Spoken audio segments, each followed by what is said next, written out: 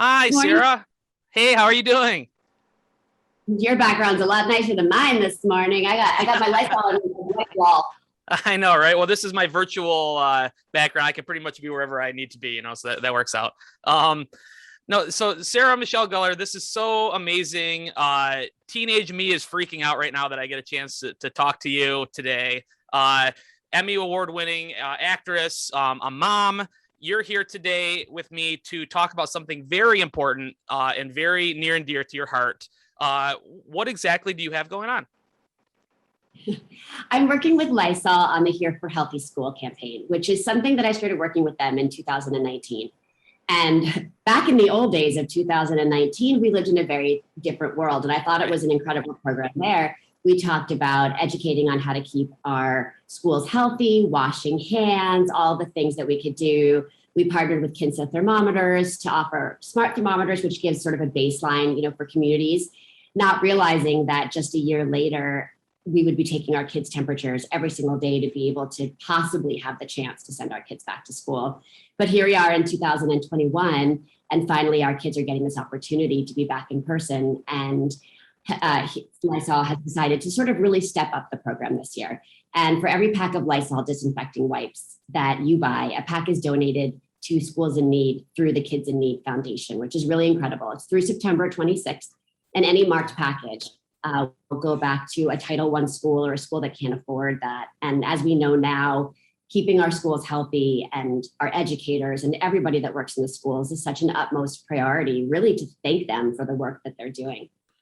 I mean, and it's so scary. I have a soon to be 5 year old who's starting kindergarten pretty soon, and it's just so crazy that there's so much information out there. With the Delta variant now too, it's becoming even scarier again. When 6 months ago, people maybe thought the light was at the end of the tunnel. Where do people go? Do you have any ideas? Like, I know you have kids as well. So like, are there resources available? Do you recommend anything where parents can go to get good information? Yes, actually, it's really, I have to say, and I'm not just saying this as someone that's really spent the time to work with Lysol, as a company, they were doing this before COVID came into our lives. And they've partnered with the CDC. They are up at the forefront of everything that we can do to keep our schools healthy, to, whatever the latest guidance is. You can also go to lysol.com/here.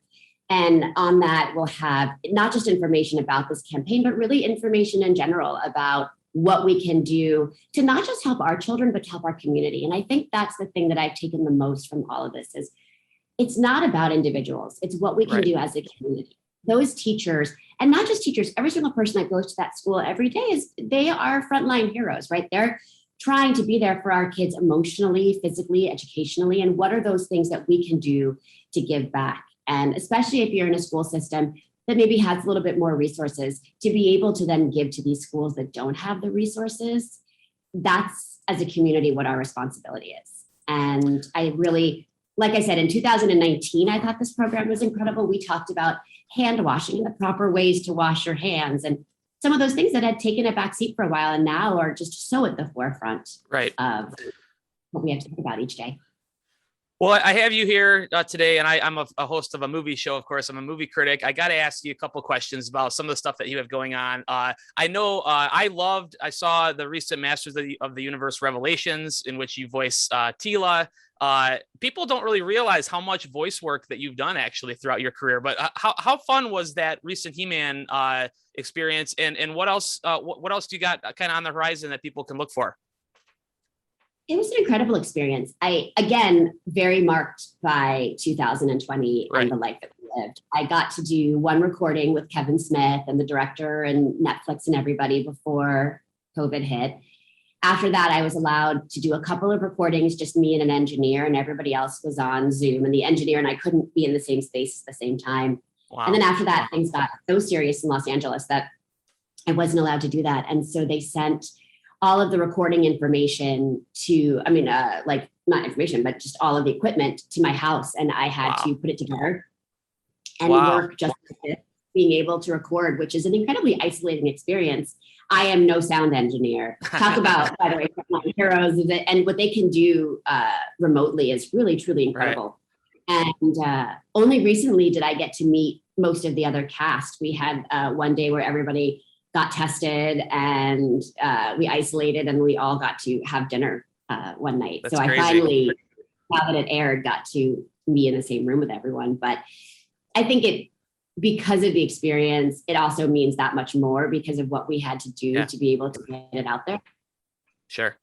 Do you pay attention to any of the backlash? I know that a lot of people, mostly young men, were kind of taken aback when they watched He-Man and they saw that there was an actual, female at the forefront of it. Do you pay attention to any of that kind of online chatter or people up in arms about these beloved properties? Anybody that can say that in 2021 needs to do some serious soul searching and some digging in their own soul to figure out why they're saying those. Everybody gets an opinion. I'm not saying that people aren't entitled to it.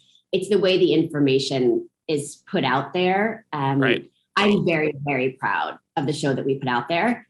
And everyone's allowed, if you don't like it, then don't watch it. But I think that on a whole, we've brought in so many new fans to a property. My kids really didn't know He-Man. It's not, it hasn't sort of been redone. And now they're super into it and they love the characters and went back to some of the old toys and were interested in learning about it. And I do think that Kevin did such homage by bringing back like every character you could think of from the original. He found a way to work them in. Yeah. So, but I've also learned too that, for every great review, there's a bad review. And if you give great reviews, you have to get to the bad. So I always say that I do my work for the true fans and for the people that enjoyed it. And I'm very proud of it and I love it. And I hope we get the opportunity to do more. I'm almost out of time. I got one real quick question though. With things like He-Man and all these other kind of nostalgic shows coming back, is there any chance that we'll ever see you reprise Buffy and do something with the character again? Would you be open to that? Sure. I mean, yeah. Oh, me? No, yeah. My days are gone. I would, the hours, the physicality, no, thank you. I'm very proud of the work that we did, but it's a story. And if there's more to be told, I say top it, go for it. I mean, we were a reboot. Yeah, sure. Sarah, thank you so much. Thank you for spreading this important information. It's such a thrill to be able to talk with you. And I really hope that people get out and help support, knowing that when they buy Lysol, that they're going to be helping schools in need.